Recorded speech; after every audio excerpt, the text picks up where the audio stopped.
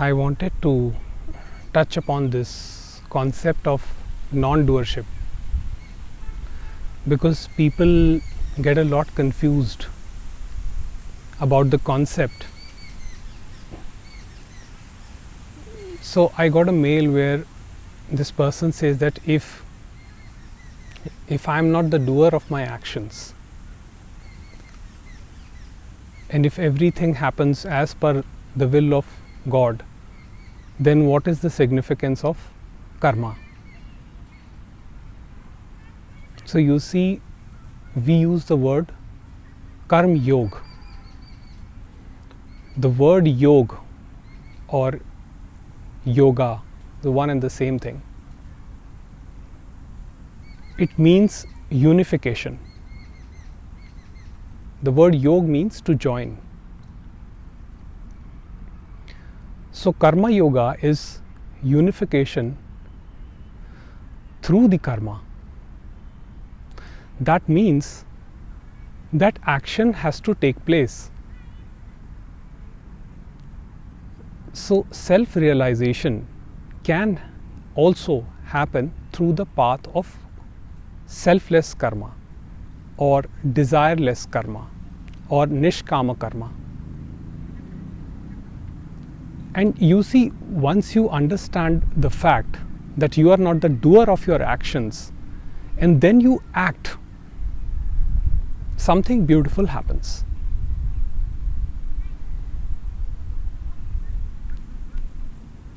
You perform your actions with the highest level of creativity because you are not worried about the consequences or the outcome. And you are fully aware that the outcome is not in your control because everything happens as per the will of the source. But ego loves to assume. So ego always operates under an assumption because deep down the ego believes that it is the doer.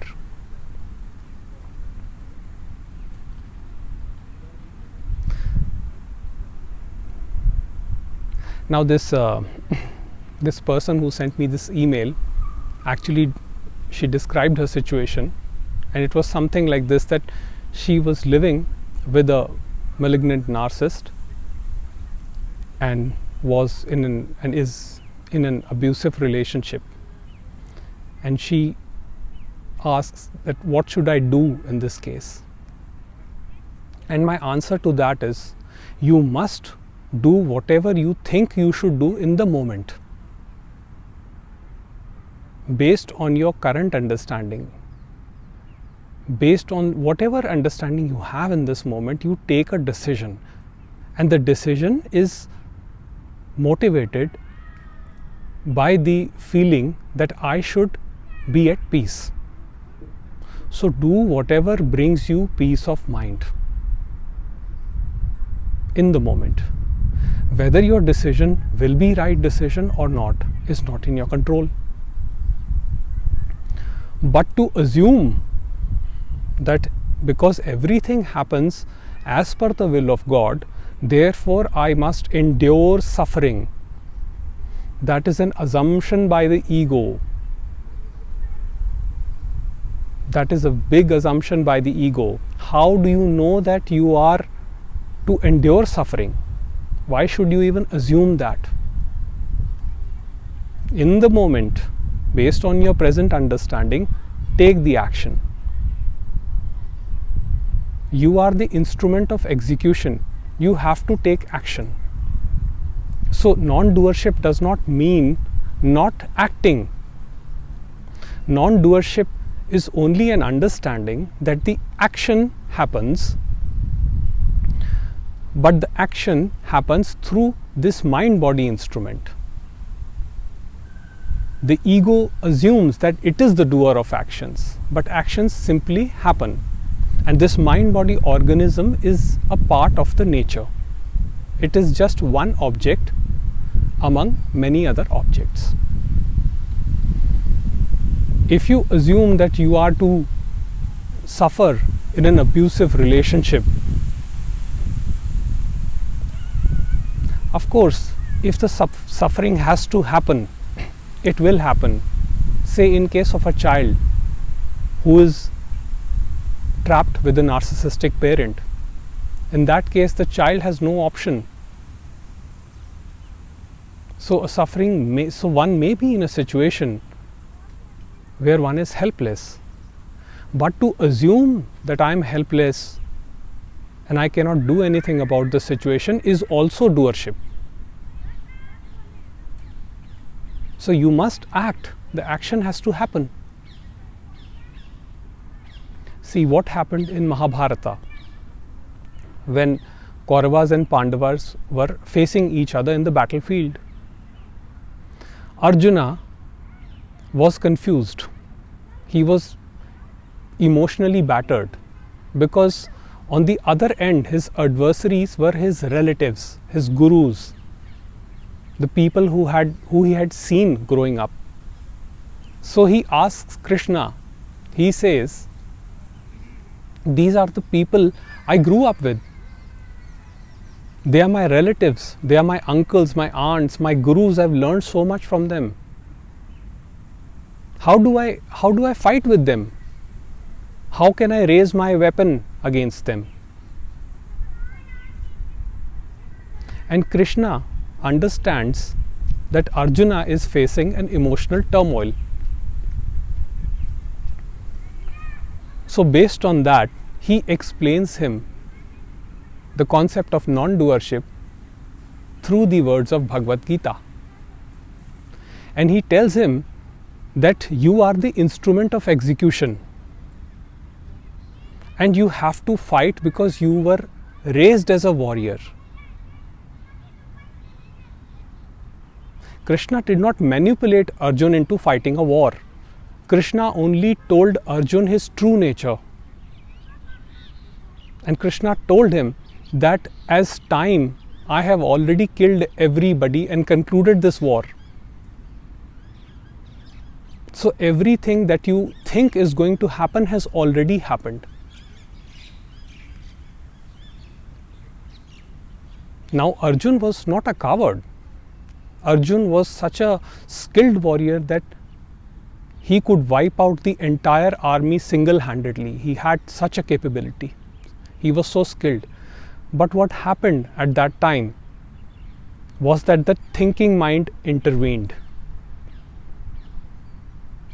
The ego mind intervened, and the ego mind said that, why am I here? What is the meaning of all this? Why should I fight? Why shouldn't I go beg on the streets? Now knowing the Kauravas, they were and the evil they were capable of, even if Arjun would have gone off to the streets to beg, they wouldn't have left him alive. They would have killed all the Pandavas, even if they had renounced everything, because the Kauravas were not even willing to give 1% of their kingdom to the Kauravas, to the Pandavas. So the ego thrives on assumptions. And as Ramesh would say, that the created object, this created object cannot know the will of the creator source. You say that it is my exam, but why should I study when the outcome is predetermined? But that's an assumption. The assumption is that I should not study. So when the sense of doership dissolves, all this should and should nots, they also dissolve along with that. And what happens is that one lives moment to moment, spontaneously, acting and reacting according to situations of life. So there may be situations where some action is required. There may be situations where no action is required. But you see that the no action is also an action. No decision is also a decision. So you are not capable of inaction. The action has to happen. If this much understanding comes, the path of karma yoga one can follow very easily. I remember there was another email I received from this young fellow who asked me that he was studying in a college somewhere, and he asked me that how should my conduct be that I don't hurt others? Which path of karma, what should be my karma that I don't hurt the other person? And my answer to him was, there is no way you can not hurt the others. If the hurt has to happen, it will happen, irrespective of what you want or don't want.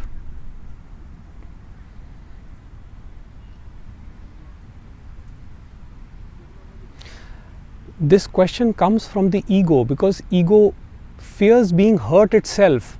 So it asks the question that what should I do to not hurt the others? There is nothing you can do other than to surrender your sense of doership. Even you cannot even surrender your sense of doership. This surrender also happens.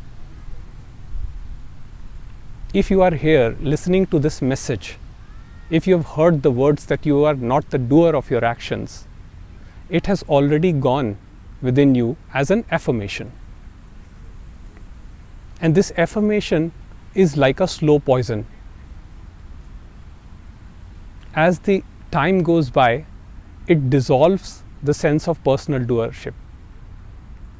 So when the sense of personal doership is completely dissolved, then it is clear that there is no one that does anything. And that is the message of Shri Krishna in Bhagavad Gita. In a nutshell, the message of Bhagavad Gita is that you are not the doer.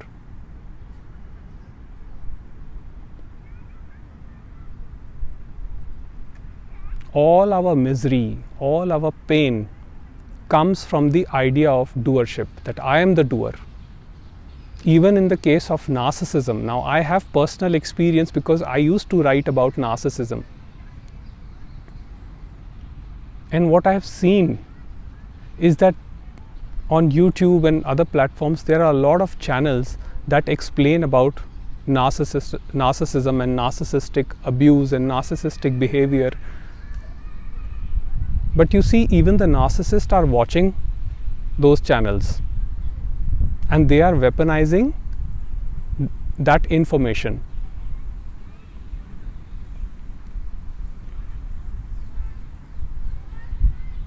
There is a the ego is the narcissistic element within us. It is there in all of us.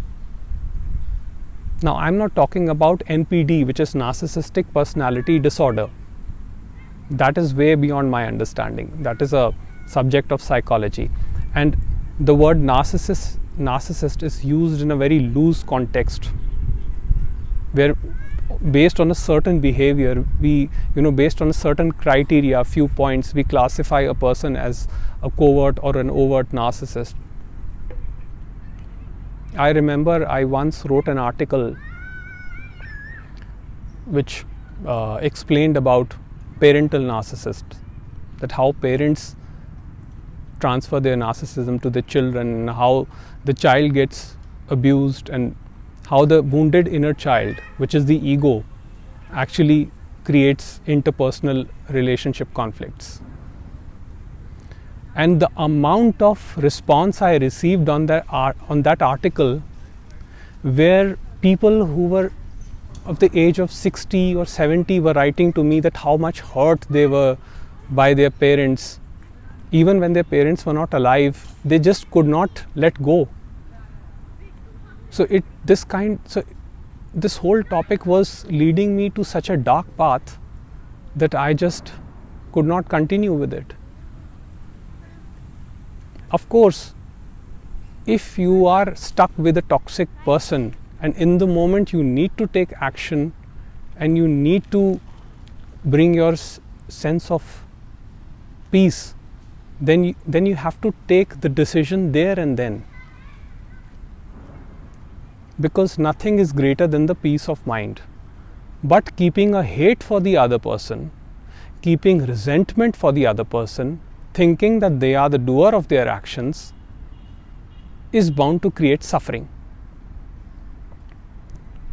Because a narcissistic parent was subject to abuse by their parents, there is no true cause as to why the narcissism came about.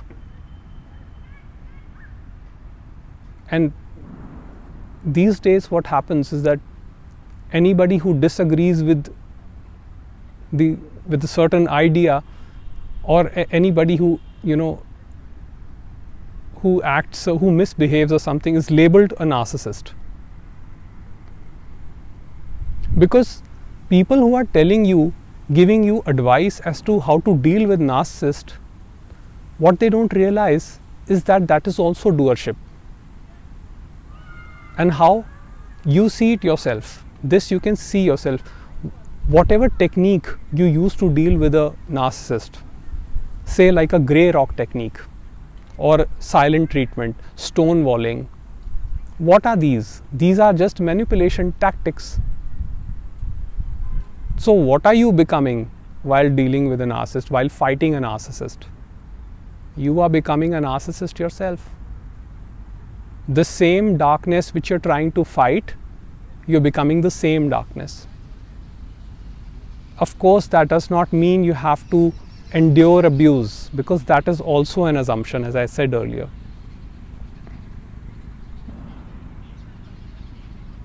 But you can certainly think and take a decision.